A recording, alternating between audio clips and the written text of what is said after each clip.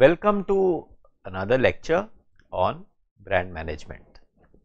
As you would remember, we dealt with in the last class what is a brand, how the process of branding started with branding of animals, and then we saw how habit formation is a very important part of branding process.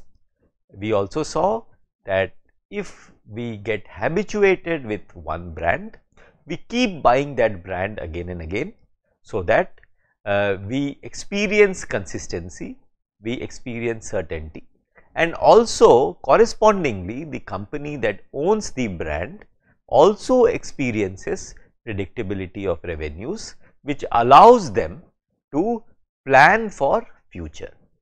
And this is how brands grow, this is how companies develop, and this is how markets mature. So, this is what we saw in the last class. Today we will see what really is the difference between product and brand. You can see in the slide what is written is product versus brand. Why I have used the term versus is because one is against the other. That is how we are going to see it today, how brand is a contrarian idea to product and product to brand. It will be a good activity for you to keep in mind the difference between product and a brand while you go through this lecture. So, product versus brand is what we are going to see, and the easiest example that we see on the screen is something that we are all familiar with. When we were children, we used to have something called Goli soda. Now, I remember my own childhood days when I would come out of my school, I would go to the nearby shop and I will ask him to make this Goli soda. Now, what is this Goli soda? You would remember that there used to be a black color ball, small ball inside that bottle, and he will give a great make a sound and thump it on the bottle, and it will go down, create a fizz, make some noise, and that used to be very exciting for me, and I will go back to him again and again to buy that Goli soda. Now, in my life I have worked and lived in many cities, and in most cities we have this Goli soda available in roadside stalls. Now, while we may call it Goli soda, but is it a brand or is it a product? Very easily we can say that even though we are calling it Goli soda, it is actually a product, because it does not have any particular name assigned to it. Goli soda in Chennai, Goli soda in Bangalore, Goli soda in Delhi, or Goli soda in Jamshedpur are all one and the same. They make the same noise, they all have that black color ball, they all have fizz, and everywhere the person serving it to you gives a thump on the bottle, and then you experience that sound, and then you experience that taste. So, Goli soda is actually a product, because you can see below product the various things written below the word. So, it has standard features. So, like I have explained, the standard features are the black color ball, the sound, the fizz, and the taste. It is standard. Taste may not be so standard, but the rest is standard. It is also replaceable. So, as I said that the Goli soda in Chennai and Goli soda in Jamshedpur was more or less the same. So, it was replaceable. Everywhere it was Goli soda, everywhere the process of delivery was the same, taste was also more or less the same. So, it was replaceable, whether Mohan is serving it in Chennai or Rakesh is serving it in Jamshedpur, it does not matter, it is the same. It is also available off the shelf, which means you can easily go inside and go to a shop and buy this Goli soda. You do not have to place an order well in advance to get this.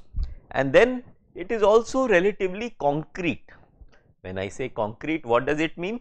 It means you can reduce it to these basic elements. What are these basic elements? Again I repeat, that black ball, that sound, that fizz and that taste. So, these things are relatively concrete and you can actually make out that what is this Goli soda comprise of. Now, look at the other side of the continuum. We see a similar product which is Coca-Cola. Now, Coca-Cola also delivers a value which is something similar. What is that value? It is that fizz, it is perhaps a similar taste and it is also easily available. So, in some sense it is a product, but it is more than product. Why it is more than product? Because it has a distinct identity. I gave this example in the last class that when you enter a departmental store and suppose you want to buy Coca-Cola, if you do not find Coca-Cola, what you find is only Pepsi or Sprite or Thumbs Up, any other but not Coca-Cola, what would you do? Would you walk out of the departmental store and go to some other shop where you actually get Coca-Cola, or you will compromise and buy another drink? So, if you choose to go to another shop and buy Coca-Cola and refuse to buy any other brand, it is because you are persuaded, you are interested in buying Coca-Cola, not exactly what is inside it. It could be about that also, but it is also about the brand or the identity that Coca-Cola provides to you when you feel that my identity is associated with the identity of Coca-Cola. So, what really is the value Coca-Cola is bringing or the brand is bringing to you as you consume that particular product or that particular brand? So, therefore, as I said that it is not easily replaceable. If you like Coca-Cola, you would not like to buy any other brand. So, it perhaps is related not only to your taste and preference, but it is also related to your, in some ways, identity. Identity cannot be replaced. I am Abhishek Kumar, I will remain Abhishek Kumar, and perhaps I value being Abhishek Kumar. So, therefore, I am not easily replaceable. At least I would not like to believe that I am easily replaceable. So, brands play upon this aspect of human life where we value our identity, and that identity contributes or that identity gets emphasized or strengthened by consumption of certain brands or usage of certain brands demonstratively. So, when people see me buying Coca-Cola, or when people see me using say Van Heusen t-shirts, or when people see me driving a Jeep SUV, my identity gets emphasized because they feel or I feel that I am communicating a certain identity to the world by consuming these brands. So, what I am trying to say here is brand is communicating a certain identity. Brand is therefore not just a product, it is product plus a certain idea. Coca-Cola has a certain idea. What is that idea? That idea could be Americanism, that idea could be history, that idea could be classicism of taste, that idea could be the color red. So, it could be any of these, but it is not, and it is not limited to the taste of the fizzy drink which is inside this bottle called Coca-Cola, inside this tin of Coca-Cola. So, therefore, as we can see that the idea of brand is little abstract. It is at the idea level. It is not at the concrete level. It is not something like a standardized feature which we have just seen in Goli soda. So, the value that Coca-Cola brings to us is at an abstract level, it is an abstraction. It has to be understood. It is not a simple consumption exercise. It is an idea that attacks your identity.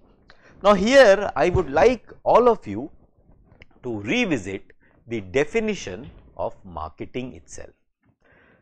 If you recall, Philip Kotler defined marketing as creation, communication and delivery of value. Now, creation of value, communication of value and delivery of value is marketing. Now, what is this creation of value? It is something similar to creation of a product. When you put together raw material, when you use technology to process that raw material and create a product out of it, that is creation of value. Of course, before creation of that product or manufacturing of that product, you also do some study in the marketplace and you understand what really consumers want, what is the need that your product is trying to fulfill, and then you create a corresponding product which will satisfy that particular need which you have identified through survey or through intuition. Now, you have created the product and you have given it some features and so on so forth. Now, you have to communicate value. That product obviously is expected to deliver some value to the consumer. That is why it has been created, because it will satisfy some need of the consumer. Now, you have created value in terms of product. Now, you have to communicate that value. How will you communicate that value? You will first give it a name. Now, Goli soda could be a name, Coca-Cola is also a name. So, you have to give a name to it. Unless you give that name, it will get lost in the multiplicity of similar products in the marketplace. So, the moment you provide a name to it, moment you start using a certain color, a certain way of writing, a certain color of packaging, certain bottle in which you place it, it assumes an identity. It starts communicating to the larger audience about what it is.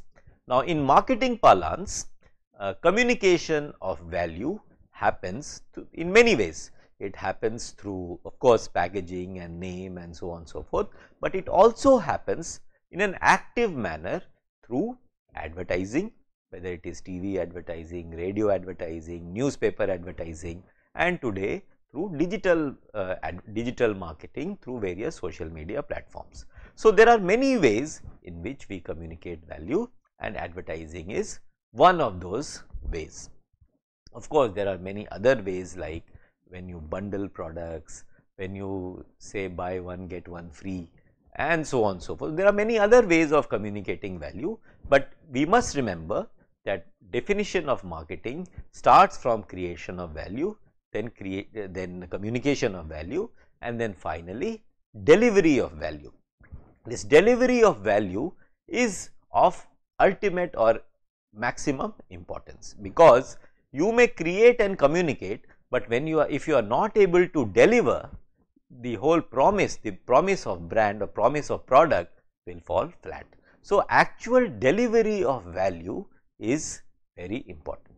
In the marketing parlance, especially when it comes to products, the idea of distribution, the concrete product, the physical product, the idea of distribution is closely linked to the idea of delivery of value. Now, we were discussing this creation, communication and delivery of value in the context of a product. Suppose we transpose this whole creation, communication and delivery of value to the idea of brand. What happens? Now, let me give an example. Creation of value. Now, let me explain it through a media house. and this media house is a Eastern India based, Calcutta based media house called ABP Limited. All of us are familiar with ABP news channel, and there are many ABP related publishing products like the Telegraph newspaper, Anandabazar Patrika Bangla newspaper. There are several magazines. There earlier used to be Business World magazine, Sunday magazine, Sports World magazine. So, these are all the products that ABP has. It also has a good number of Bengali magazines. Now, if you know about ABP as a house, it is more than 100-year-old media house, and it is one of the largest media houses in India, and it is also considered to be the vanguard of Bengali culture. Alright. So, all the greatest authors and actors and actresses of Bengal, of culture, of theatre, poetry, all the great personalities associated with Bangla language have been associated in some way or the other with ABP house. Now, a few years back, Star Group came into Calcutta, came into Bengal and launched a general entertainment channel called Star Jalsa. Alright, Star Jalsa. Now, what happened? Star Jalsa became instantly very popular. Everybody in West Bengal, everybody who knew Bengali language, they started watching serials in Star Jalsa. Now, ABP, which was considered to be the numero uno media house of Eastern India, of people who can speak Bangla, they felt aghast, they felt very surprised, and they were taken aback that an outsider, a media house which is an outsider, which perhaps does not have the understanding of the sensibilities of this culture, was able to create a general entertainment channel which could offer value to the Bangla speaking audience. So, what they did, ABP also created a TV channel which was a general entertainment TV channel, and they called it Shananda TV. Shananda is one of the magazines owned by ABP, and for those who are not familiar with Shananda word, it will be easy to explain as if Shananda is an English, is a Bangla version of Femina magazine. So, you can understand what it is. Shananda, so the TV that they created, they called it Shananda TV.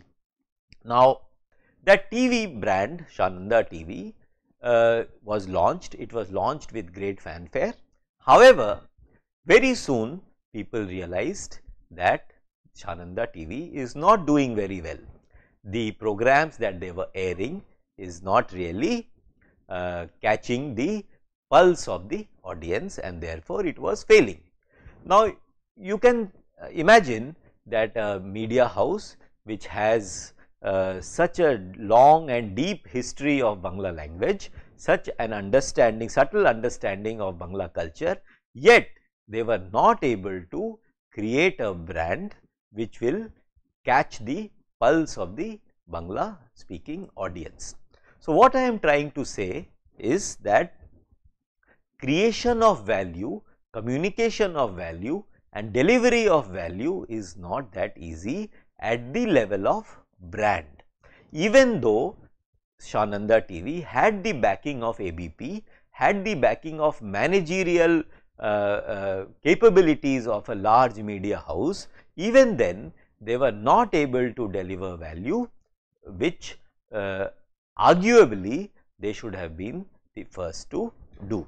So, what I am trying to say here is that creation, communication and delivery of value at the level of identity is not easy. Just because you have a vintage, just because you have an understanding does not mean that you will be able to actually deliver that value at the level of identity.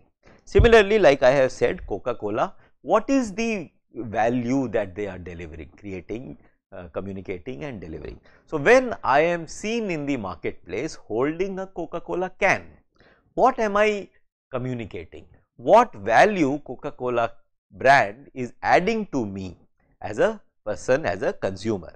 So, the value that Coca-Cola is creating is that association with American consumerism. So, when I hold a Coca-Cola can in my hand, I can be understood as someone who is influenced by American culture, and Coca-Cola by its color, by its logo, by its history, by its pricing, it tells the world that if a person is seen to be communicating Coca-Cola, he is perhaps closer to American culture than British culture or Indian.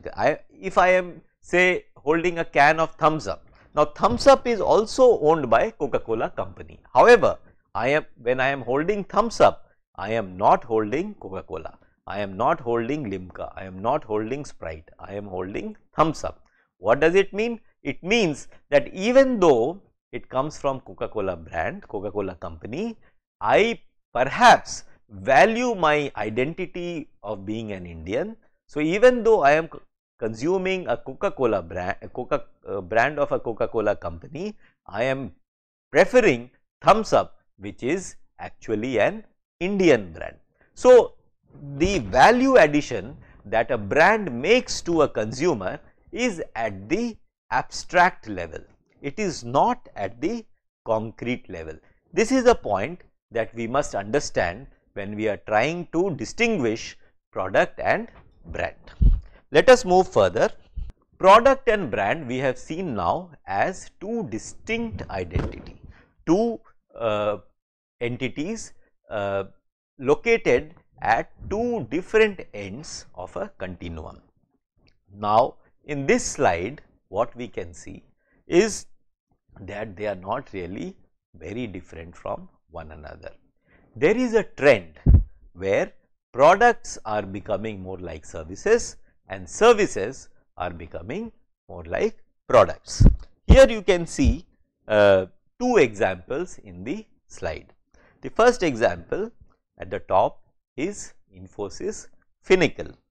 Now, you may not be aware of Finacle as a brand, but you might be aware of Infosys as a very large company. Now, let us imagine that you are walking inside a bank branch.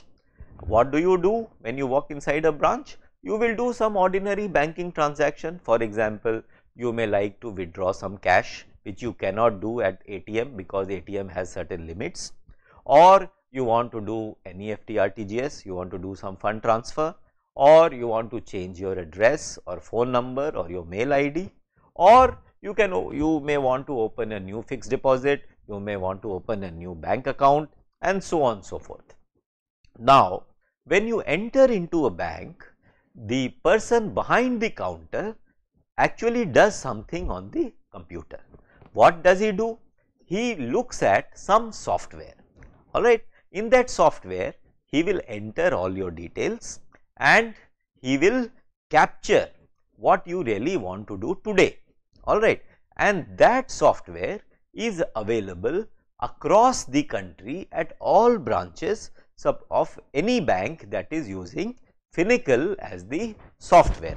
Now, it is of course layered access. So, for example, if you want to withdraw cash, you go to the teller counter and the teller says okay, you give the check, and once the check is received, check will be verified by at least 2 people in the branch. What will those 2 people do? First person will check whether you have adequate amount. You should have an amount which is more than the amount that you are withdrawing in your account. So, he will check that. He will also check whether the signature that you have done in the check is matching the signature in the records of the bank. So, all of this is made available to that teller counter, teller person who is doing all this checking. After this checking, he will send this check instrument. Check is also called an instrument. So, this instrument will be sent to his boss, his manager, who might be a branch manager, who might be a branch operations manager. She or he will look at that check and look at the entries made in the slip by the teller counter, by the teller person, and he or she will authorize that yes, you can go ahead and make this payment, and then after the signature the check will come back to the teller and that teller will make the payment. Now, all of this would be captured in the software called Finacle, and this record will be available for posterity, which means any time in the, if you wish to go and check that on this day at this time this withdrawal was made by this person, it can be checked by anyone anywhere in the bank that is using Finacle. So, what I am trying to say is that a product which is a software, okay, we do not know the name of the product, we just know that it has these features. It has where it can show you the signature, it can show you the amount, it can show the name, it can show the address, it can show father's name, it can show all these things. But when the name of Infosys is added to that product, it becomes, the Finacle becomes Infosys Finacle.